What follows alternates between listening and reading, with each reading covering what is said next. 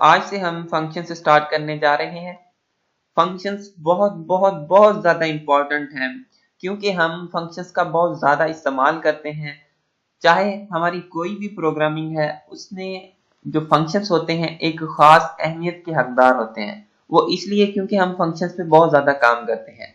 जब हम C++ में ऊप पढ़ेंगे जिसको हम ऑब्जेक्ट ओरिएंटेड प्रोग्रामिंग कहते हैं, उसके अंदर हमने फंक्शंस का बहुत ज़्यादा इस्तेमाल करना है। हम फंक्शंस को बहुत ज़्यादा यूज़ करेंगे। इसलिए जो फंक्शंस हैं वो बहुत ही ज़्यादा इम्पॉर्टेंट हैं। इनको समझना पढ़ना बहुत ज़्यादा लाजमी होता है। आज की इस वीडियो में हम डिस्कस करेंगे फंक्शंस क्या है और फंक्शंस कितने किस्म के होते हैं। ठीक है, लेट्स स्टार्ट के फंक्शन क्या है। फंक्शन क्या है? A function is a group of statements that together perform a task. हम अगर यहाँ पे करते हैं कि that perform a specific task तो ये और भी बेटर रहेगा। फंक्शन क्या है? ग्रुप ऑफ स्टेटमेंट्स होती हैं जो मिलकर एक स्पेसिफिक टास्क परफॉर्म करती हैं। ठीक है, इसका आपको ऐसे तो मैं भी समझ में ना आए तो मैं आपको एक एग्जांपल देता हूँ।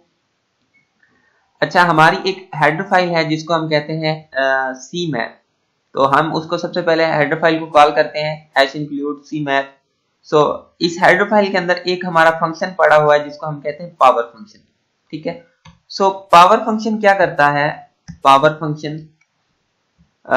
फंक्शन के अंदर हम एक तो बेस देते हैं, ठीक है, और उसके बाद एक्सपोनेंट देते हैं। ठीक है, उसके अंदर दो वैल्यूज हम पास करते हैं, एक बेस की वैल्यू और दूसरा एक्सपोनेंट की वैल्यू।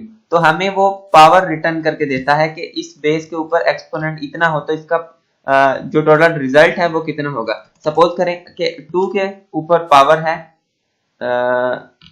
3, तो इसका आंसर क्या आएगा? 8 आएगा। तो ये फंक्शन के अंदर हम क्या करेंगे? बेस हम देंगे 2, ठीक है, और एक्सपोनेंट हम देंगे कितना? 3।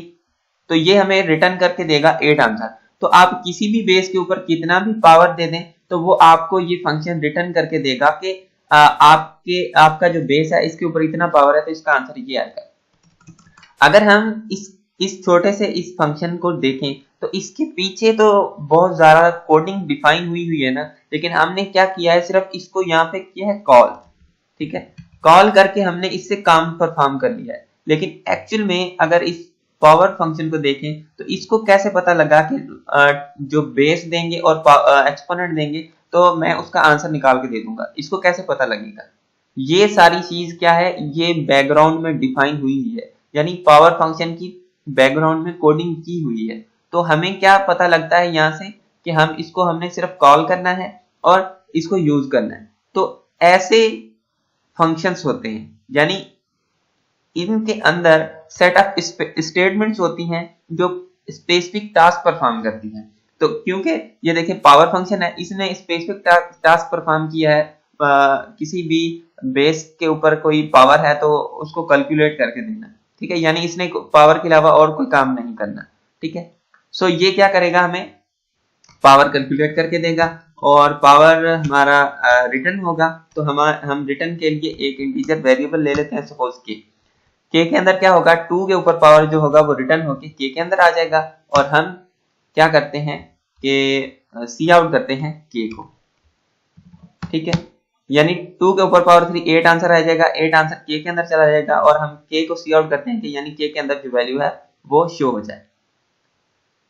यहाँ पे हमने इंटीजर आई 2 दफा लगा दिया है। अब रन करते हैं, हम देखें 8 आंसर आ रहा है। अब आप बेस चेंज कर दें, सपोज 4 के ऊपर पावर 3 है तो इसका आंसर अलग आएगा, यानी 4 के ऊपर पावर 3 आएगा तो आंसर हमारा 64 हो जाएगा। ठीक है, ऐसे ही हम किसी भी नंबर का पावर देख सकते हैं इस पावर फंक्शन से।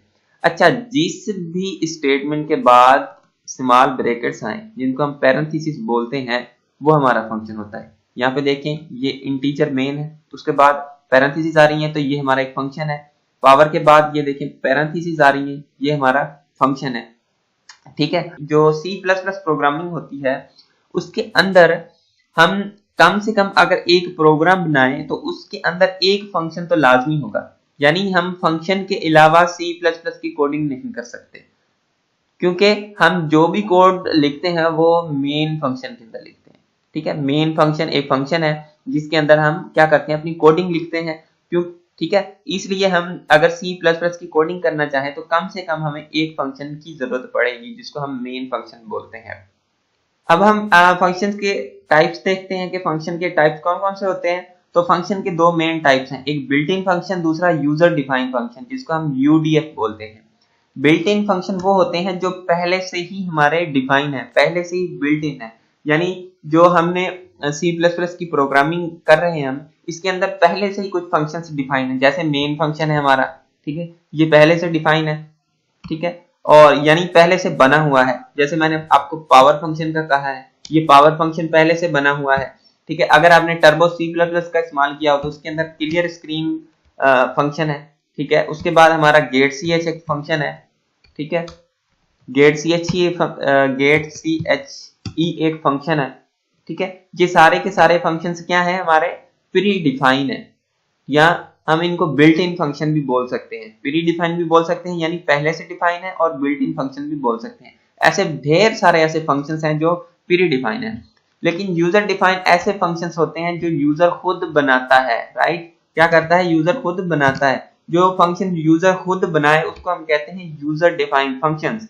यानी ऐसे फंक्शंस हम खुद भी बना सकते हैं, अपने फंक्शन बना सकते हैं, तो उन फंक्शंस को हम कहेंगे यूजर डिफाइंड फंक्शंस। राइट, सो हमने क्या करना है अब, नेक्स्ट वीडियोस में हमने यूजर डिफाइंड फंक्शंस बनाने हैं, यानी अपने फंक्शंस बनाने हैं। ठीक है, तो जब हम अपने फंक्शंस बनाएंगे तो वो हम अपने फंक्शंस कैसे बना सकते हैं, उसके अंदर मेथड्स क्या हैं बनाने के। सो नेक्स्ट वीडियो से हम क्या करेंगे, यूजर डिफाइंड फंक्शंस बनाने का तरीका देखेंगे कि कैसे हम यूजर डिफाइंड फंक्शन यानी अपने फंक्शंस बना सकते हैं, और किस किस्म के फंक्शंस होते हैं जो हम अपने बना सकते हैं। सो नेक्स्ट वीडियो से हम ये डिस्कस करेंगे। So thank you for watching this video, hopefully आपको ये कॉन्सेप्ट समझ में आया होगा।